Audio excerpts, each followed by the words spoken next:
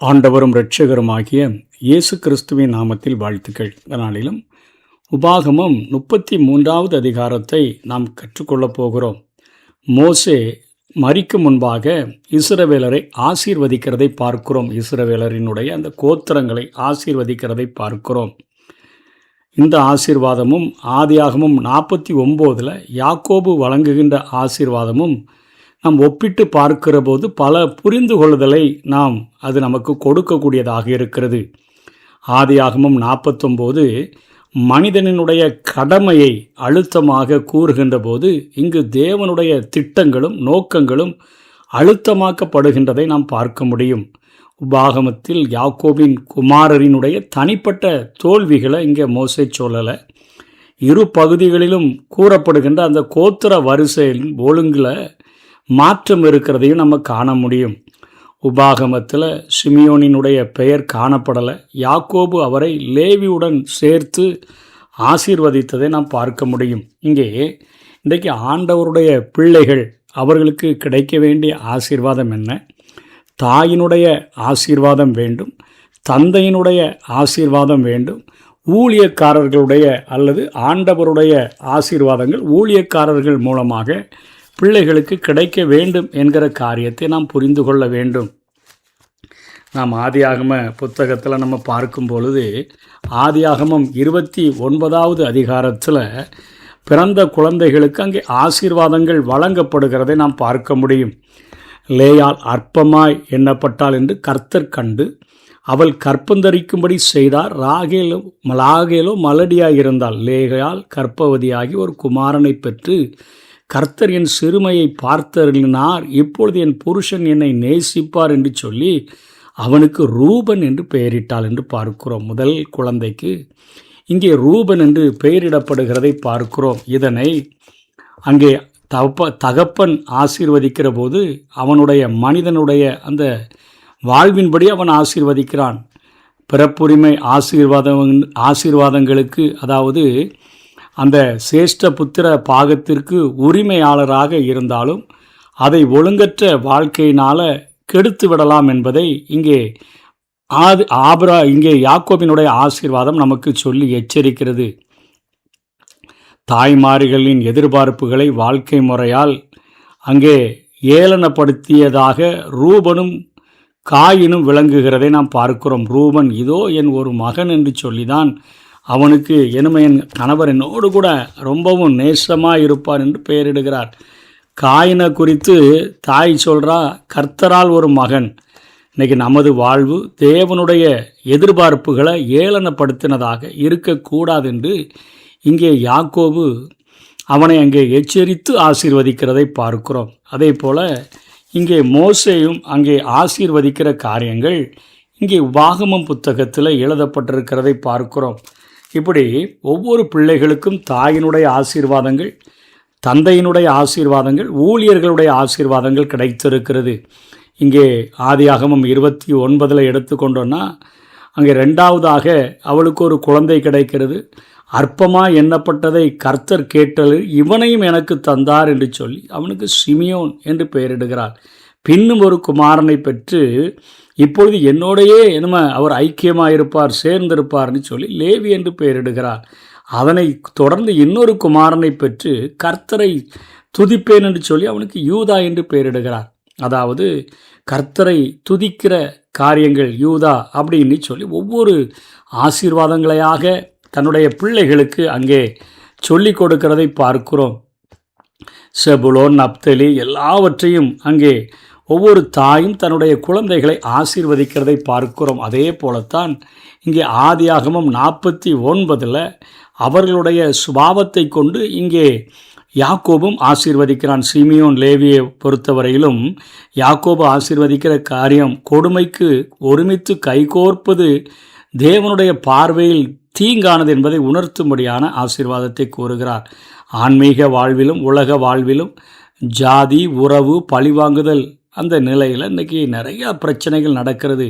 அவ்வாறு கூட்டமைப்பு ஏற்படுத்தி தீங்கு செய்கிறதுனால என்ன காரியங்கள் நேரிடும், என்ன காரியங்கள் நடக்கும் என்கிற காரியங்கள் நாம் கொடுமையின் கருவிகளாக அல்ல, சமாதானத்துக்கும் நீதிக்கும் கருவிகளாக போராட வேண்டும். உங்களுடைய ஆயுதங்கள் கொடுமையின் கருவிகளாக இருந்தன என்று சொல்லி தகப்பன் சொல்லுகிறார். யூதாவை குறித்து பார்க்கும் பொழுது ரூபன், சிமியோன், லேவிக்கு அடுத்தபடியாக உண்மையான பதவிக்கு தகுதியுடையவனாக யூதா இங்கே விளங்குகிறதை பார்க்கிறோம். அது அவரது ஆசீர்வாதத்துக்கு காரணமாயிற்று. சாத்தானின் தடைகள் எவ்வளவுதான் நேரிட்டாலும் அர்ப்பணிக்கும் பாத்திரங்களின் வழி ஆண்டவருடைய திட்டம் நிறைவேறும். இங்கே யூதாவை பாலசிங்கம் என்று சொல்லி தகப்பன் ஆசீர்வதிக்கிறதை பார்க்கிறோம். செபுலோனை குறித்து ஆசீர்வதிக்கிற பொழுது கடற்கரையை அருகே இருக்கக்கூடிய ஒரு வாசம் என்று சொல்கிறான். கர்த்தரின் வாசஸ்தலத்தை கண்டடைந்து ஒளியும் பெறலாம் என்றெல்லாம் இங்கே அவனுக்கு காரியங்கள் வாணிபத்தை செய்யலாம் அப்படின்லாம் சொல்லி செபுலோன் அவன் ஒரு கடல் துறைமுகமாக விளங்குவான் என்கிற ஆசீர்வாதங்கள் தகப்பனால் கிடைக்கிறதை பார்க்கிறோம். தாயினிடத்தில் பெயருக்கேற்ற ஒரு ஆசீர்வாதம், தகப்பனிடத்தில் சுபாவத்துக்கு ஏற்ற ஒரு ஆசீர்வாதம், இங்கே ஊழியனிடத்திலும் அவனுக்கு ஆசீர்வாதங்கள் கிடைக்கிறதை நாம் பார்க்கிறோம். இப்படி ஒவ்வொரு கோத்திரத்துக்கும் நம்ம ஏற்கனவே தாயினுடைய ஆசீர்வாதமும் தந்தையினுடைய ஆசீர்வாதமும் கிடைத்தது ஏற்கனவே நாம் கற்றிருக்கிறபடினாலே நாம் இங்கே ஊழியனினுடைய ஆசீர்வாதங்களை குறித்து நாம் கற்றுக்கொள்ள முடியும். இங்கே ரூபனுக்கு யோர்தான் ஆற்றின் கிழக்கில் மோவாபை அடுத்து இவன் இருக்கிறான். அதனால் தாக்குதலுக்கு ஆளாகக்கூடிய நிலையில் அந்த கோத்திரம் இருப்பதனால அழிந்து போகாமல் மக்கள் பெருக வேண்டும் என்று மோசே மன்றாடுகிறதை பார்க்கிறோம். இரண்டாவது சிமியோன் குறிப்பிடப்படவில்லை. அந்த கோத்திரம் யூதாவுடன் மிக நெருக்கமாக இருந்ததனால் அதற்கு அளிக்கப்பட்ட ஆசீர்வாதத்தில் சிமியோனின் ஆசீர்வாதமும் இடம்பெற்றிருக்க வேண்டும் என்று கருதப்படுகிறது. அதனைத் தொடர்ந்து யூதா இவனை பார்க்கிற போது கானானை வெற்றி பெறுகிறதுல இந்த கோத்திரம் தலைமை இடத்தை பெற்றிருக்கும்னு சொல்லி மோசே ஆசீர்வதிக்கிறார். அங்கே தகப்பன் ஆசீர்வதிக்கிற போது யூதா பாலசிங்கம் என்று ஆசீர்வதிக்கிறார். தாய் ஆசீர்வதிக்கிற போது கர்த்தரின் துதி என்று சொல்லி ஆசீர்வதிக்கிறதை பார்க்கிறோம். கர்த்தர் போர் வீரர்களுக்கு உதவி புரிந்து அவர்களை பாதுகாத்து அவர்களுடைய மக்களோடு சேர்க்க வேண்டும் என்ற மண்டாற்றை மோசே செய்கிறதை பார்க்கிறோம். அதனை போல 8வது வசனத்திலிருந்து 11வது வசனம் வரையும் லேவி தேவனுடைய ஊரீம் தும்மீம் என்பவை லேவியை சார்ந்தது. அதாவது red colour light, green colour light என்று சொல்லலாம். ஊரீம் தும்மீம் செல்லலாமா வேண்டாமான்னு கேட்டால் செல்ல வேண்டும் என்று சொன்னால் கிரீனும், செல்ல வேண்டாம் என்றால் ரெட்டும் என்று காரியங்கள் பொருந்துகிறது போல இந்த எஸ்ஆர்னோ சொல்லுகிறதாக இந்த காரியங்கள் அந்த ஆசாரியனுடைய வஸ்திரத்தில் பொருத்தப்பட்டிருந்தது. அந்த கோத்திரம் மாசாவிலும் மேரிபாவின் தண்ணீர் அண்டையிலும் மற்ற மக்களால் குற்றம் சாட்டப்பட்டது. இஸ்ரவேலர்கள் பொன் கன்று குட்டியை அவங்க செய்து தொழுது கொள்கிற போது சொந்த மக்களுக்கு எதிராக தேவனுடைய பக்கத்தில் சேர்ந்து கொண்டார்கள். ஆகவே மக்களுக்கு கற்பித்து பலிகளை செலுத்தும்படி பிரிக்கப்பட்ட ஒரு கோத்திரமாக இருக்கிறார்கள். இவர்களுக்கு லேவிக்கு சம்பளத்தை கர்த்தர் ஆசீர்வதிக்க வேண்டும். அவனுடைய ஊழியத்தில் அவர் பிரியமாக இருக்க வேண்டும். அவனுடைய விரோதமாக எழும்புகிறவர்கள் அழிக்கப்பட வேண்டும் என்றெல்லாம் மோசே மன்றாடுகிறதை பார்க்கிறோம். ஊழியனுக்காக மோசே மன்றாடுகிறான், லேவியர்களுக்காக மன்றாடுகிறான். தகப்பன் ஆசீர்வதிக்கும் போது சிமியோனும் லேவியும் அவர்கள் கொடுமையின் கருவிகள் என்று சொல்லி அவர் ஆசீர்வதிக்கிறார். அவருடைய சுபாவத்தை கொண்டு இப்படி அவர்களுடைய ஆசீர்வாதங்கள் அமைகிறது. பென்யமீன் பூமியில் பென்யமீனுடைய எல்லைகளுக்குள்ள தேவனுடைய குடியிருப்பு அமைந்திருக்கும். அதை சுற்றிலும் உயர்ந்த மலைகள் இருக்கும். ஆகவே பென்யமீன் கர்த்தருக்கு பிரியமான கோத்திரமாக சித்தரிக்கப்படுகிறான். அவன் கர்த்தரோடு மிக நெருக்கமாக ஐக்கியம் கொண்டிருப்பவனாகவும் இங்கே வர்ணிக்கப்படுகிறதை பார்க்கிறோம். அதே போல் 13 17 வரையிலும் பார்க்கும்போது யோசேப்பு மக்களுடைய எல்லை பரப்புகள் வானத்திலிருந்து பெய்யும் மழையினாலும் ஆழத்திலிருந்து வரும் நீரூற்றுகளாலும் வளம் பெறும் எரிந்து கொண்டிருக்கிற முட்செடியில் வெளிப்படுத்தினவரது நல்ல ஆதரவை அனுபவித்து வழக்கத்துக்கு மிகுதியான பலனை அது பெறும். யோசேப்பின் 2 ஆண் மக்களும் மகத்துவமும் வல்லமையும் நிறைந்த அந்த நாடுகளையெல்லாம் தோற்கடித்து வெற்றி பெறுவார்கள். எப்ராஹிமின் தலைமை, அதாவது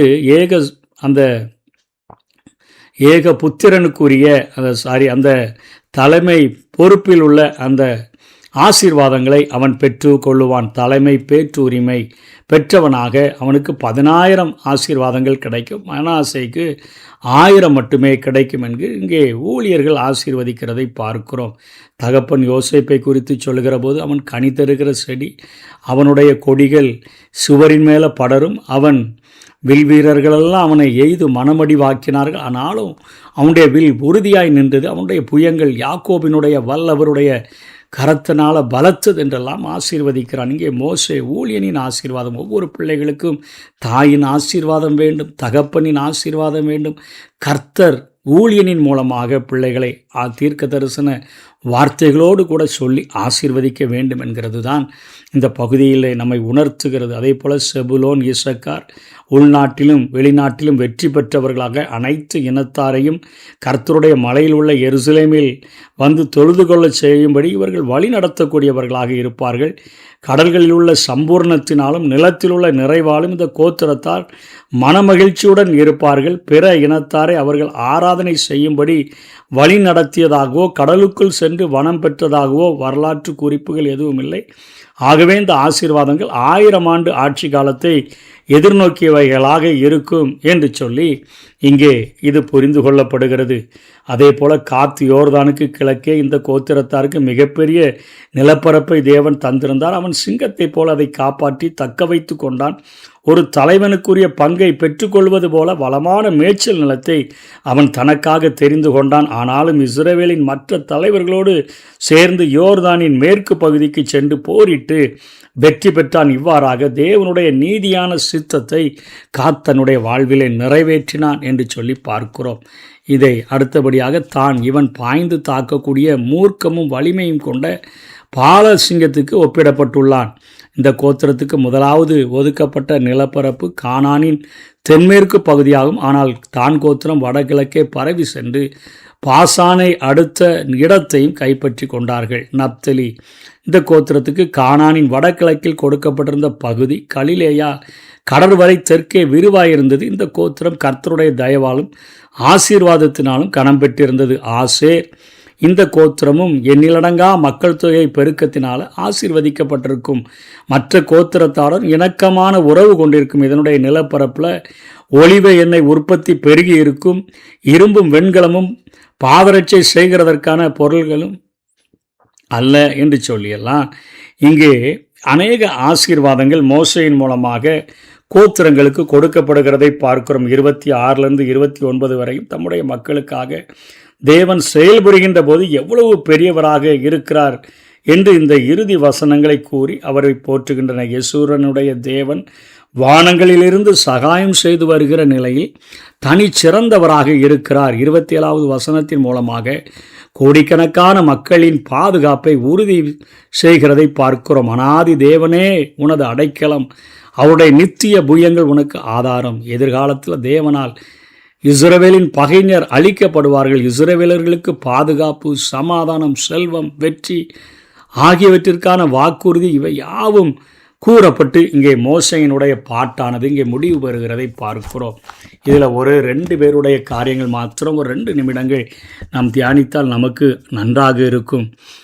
ஏசாயாவில் 9வது அதிகாரம் 1ஆம் வசனத்தில் செபுலோன் நப்தலி நாடுகளை குறித்து பார்க்கிற பொழுது ஏசாயா சொல்லுகிறான், நீ இடுக்கமாய் ஈனப்படுத்தப்பட்டு ஒரு இருண்ட சூழ்நிலையில் தள்ளப்பட்டால் ஆனால் கர்த்தர் உன்னை மகிமைப்படுத்துவார் என்கிற வார்த்தையானது செபுலோனுக்கும் நப்தலிக்கும் கொடுக்கப்படுகிறது.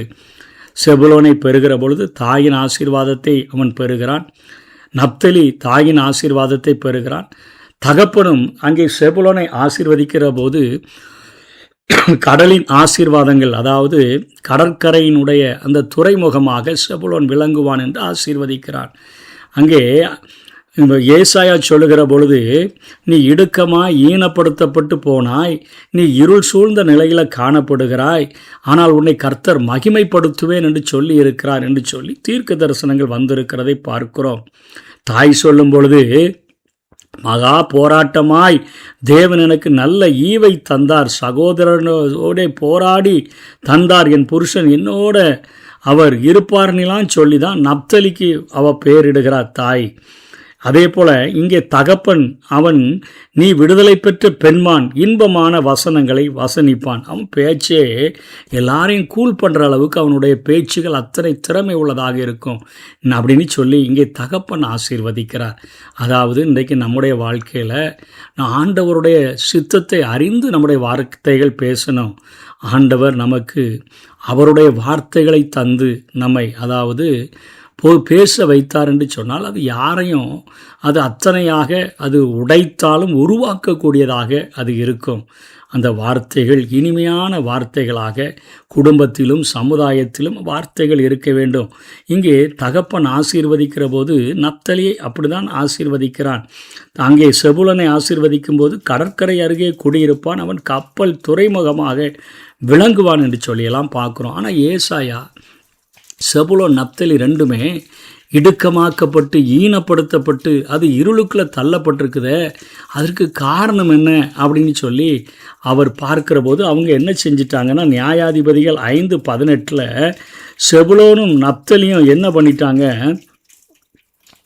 அங்கே அவர்கள் போர்க்களத்தில் தங்களுடைய உயிரை எண்ணாமல் மரணத்துக்கு துணிந்து நிற்கிறார்கள். ஆனால் அதற்கு முன்பாக அவர்கள் பண்ணின தவறு என்ன? நியாயாதிபதிகள் 1:30 செபுலோன் கோத்திரத்தார் கித்தோரின் குடிகளையும் நாகலோனின் குடிகளையும் அவர்கள் துரத்தி விடவில்லை என்று பார்க்கிறோம். அதே போல் நப்தலி கோத்திரத்தார் கித்தோரின் குடிகளையும் நாகலோனின் குடிகளையும் அவர்களும் துரத்தி விடலை. இன்றைக்கி உலகத்தில் ஆண்டவர் நம்மை விட்டு அகற்றச் சொல்லுகிற அந்த காரியங்களை நம்ம அகற்றாமல் இருந்தோன்னு சொன்னால், தகப்பனின் ஆசீர்வாதம் இருந்தாலும் தாயின் ஆசீர்வாதம் இருந்தாலும் ஊழியனின் ஆசீர்வாதம், அதாவது தேவன் ஊழியர் மூலமாய் கொடுத்த வாக்குத்தத்த ஆசீர்வாதங்கள் நமக்கு இருந்தாலும் நம்முடைய வாழ்விலே நாம் அகற்ற வேண்டியவைகளை அகற்றாவிட்டால் நாமும் இந்த இடுக்கமாக ஈனப்படுத்தப்பட்ட ஒரு நிலைமைக்கு ஒரு தள்ளப்பட்ட ஒரு இருண்ட வாழ்க்கைக்குள்ளாக தள்ளப்பட்டு விடுவோம். அதனால் அப்படிப்பட்ட அவர்கள் ஒரு நல்ல காரியம் செய்கிறார்கள். லேவியும் சிமியோனும் சேர்ந்து கொடுமையின் கருவிகளாக இருந்தாங்களே, அங்கே லேவி கோத்திரம் பொன் கன்றுக்குட்டிய மற்ற அந்த கோத்திரங்களெல்லாம் செய்து வழிபடுகிற போது கர்த்தருடைய சார்பில் நிற்கிறதுக்கு யார் நிற்கிறானோன்னு லேவி ஓடி வந்துட்டாங்க. மற்ற எந்த கோத்திரம் நம்மளை பகைச்சா என்னன்னு கர்த்தருக்காக நின்றபோது அதனால தான் அவர்கள் அந்த ஒரு மிகப்பெரிய ஆசீர்வாதமான ஊழியத்தை பெற்றார்கள். அதே போல தான் இங்கே செபுலோனும் நப்தலியும் தங்களுடைய வாழ்க்கையில் அகற்ற வேண்டியவைகளை அகற்றாமல் துரத்த வேண்டியவைகளை துரத்தாமல் பரிசுத்த வாழ்க்கைக்கு இடைஞ்சலாக இருக்கிற காரியங்களை கூட வச்சபடியினால அந்த குடிகளுடைய சுபாவங்கள் கலாச்சாரங்கள் பாதிக்கக்கூடும். ஆகவே ஆவிக்குரிய நிலையிலையும் ஆண்டவர் இந்த உலகத்தில் துன்மார்க்கருடைய ஆலோசனையில் நடக்காமல் பாவிகளுடைய வழியில் நில்லாமல் பரியாசக்காரர் உட்கார்கிற இடத்துல உட்காராமல் இருக்கணும்னு சொல்கிறாருன்னா, அதன்படி நம்ம நடக்கலைன்னா நம்முடைய வாழ்க்கையில் இடுக்கமான சூழ்நிலைகள் வரும், ஈனப்படுத்தப்படக்கூடிய சூழ்நிலைகள் வரும், அதே போல் இருண்ட சூழ்நிலைகள் உருவாகக்கூடும். ஆனால் ஆண்டவருக்கென்று நாம் செயலாற்ற லேவியைப் போல செபுலோனைப் போல நப்தலியைப் போல அந்த நியாயாதிபதிகள் 5:18 செபுலோன் நப்தலியும் போர்க்களத்து அந்த காரியத்திலே தங்கள் உயிரை எண்ணாமல் மரணத்திற்கு துணிந்து நின்றார்கள் என்று சொல்லி அங்கே நியாயாதிபதிகளிலே பார்க்கிறோம். அங்கே தெபரால் யுத்தத்திற்கு வந்த பொழுது, பாராக் யுத்தத்தை நடத்தின பொழுது செபுலோனும் நப்தலியும் அத்தனையாய் தங்களுடைய உயிரையே அவர்கள் எண்ணாமல் தங்களுடைய ஜீவனை எண்ணாமல் தங்களை ஆண்டவருக்கென்று ஆண்டவருடைய சேனைக்கென்று அர்ப்பணித்ததை பார்க்கிறோம். இன்றைக்கி நம்முடைய வாழ்க்கையில் அதாவது ஜீவனை காக்க வேண்டும் என்று விரும்புகிறவன் அதை இழந்து போவான். தன் ஜீவன் இழந்து போனாலும் பரவாயில்லைன்னு நினைக்கிறவன் அதை காத்து கொள்வான். ஆண்டவருக்காக நாம் நம்முடைய ஜீவனை துட்சமாக எண்ணி ஆண்டவருக்கென்று பணி செய்கிறவர்களாக இருந்தாலும் செபுலோன் நாட்டையும் நப்தலி நாட்டையும் இயேசு கிறிஸ்து புதிய ஏற்பாட்டில் அவர் ஊழியம் செய்த இடங்கள் எல்லாமே கலிலேயா கடற்கரையோரம், இவைகள் செபுலோன் நப்தலி நாடுகளினுடைய எல்லைகள். ஆண்டவராகிய இயேசு கிறிஸ்து வந்ததுனால முதல் அற்புதமே கலிலேயாவில் உள்ள கானா ஊரில் தான் ஆண்டவர் அற்புதம் செய்கிறார். இடுக்கமான சூழ்நிலையில், ஈனப்படுத்தப்பட்ட சூழ்நிலையில், இருண்ட சூழ்நிலையில் இருந்த அந்த செபுலோன் நப்தலி நாடுகளை ஆண்டவர் அதை ஒரு தலைநகராக கொண்டவராக, ஒரு தலைமையிடமாக கொண்டவராக, ஒரு ஊழியம் செய்கிறதற்கு மையப்பகுதியாய் கொண்டவராக அநேக நேரங்களில் கலிலேயாவில் உள்ள அந்த இடத்திலேயே தங்கி செபுலோன் நாட்டையும் நப்தலி நாட்டையும் அத்தனையாய் என் ஆண்டவராகிய இயேசு கிறிஸ்து மகிமைப்படுத்தினதை பார்க்கிறோம். இன்றைக்கு நம்முடைய வாழ்க்கையில் தகப்பனின் ஆசீர்வாதங்கள் இருக்கலாம், தாயின் ஆசீர்வாதங்கள் இருக்கலாம், சபையின் ஊழியர்களின் ஆசீர்வாதங்களை பெற்று வாக்குத்தத்தங்களை பெற்றவேல் சந்ததியாக இருக்கலாம். ஒருவேளை நம்ம இந்த உலகத்தில் நம்முடைய ஆவிக்குரிய வாழ்க்கையில் துரத்த வேண்டியவைகளை துரத்தாமல் நம்ம ஒவ்வொரு சில காரியங்களில் விழுந்து கொண்டே இருந்தோன்னு சொன்னால் நம்முடைய வாழ்க்கையில் இடுக்கமான சூழ்நிலைகள், ஈனப்படுத்தப்பட்ட சூழ்நிலைகள், இருண்ட சூழ்நிலைகள் வரக்கூடும். ஆனால் நம்முடைய ஜீவனையும் பாராமல் ஆண்டவருடைய சேனைக்காக, ஆண்டவருடைய சுவிசேஷத்திற்காக, ஆண்டவருடைய சித்தத்திற்காக வைராக்கியமாக எழும்பி நின்றோம் என்று சொன்னால், எப்படி செபுலோன் நப்தலி நாடுகளில் இயேசு வந்து தங்கின பொழுது அந்த தேசங்கள் மகிமைப்பட்டதோ அதே போல ஆண்டவராகிய இயேசு கிறிஸ்து நம்மிலே தங்கி நம்மை மகிமைப்படுத்த முடியும். அதற்கென்று நம்மை அர்ப்பணித்து வாழுவோம். கர்த்தர் தாமே நம்மை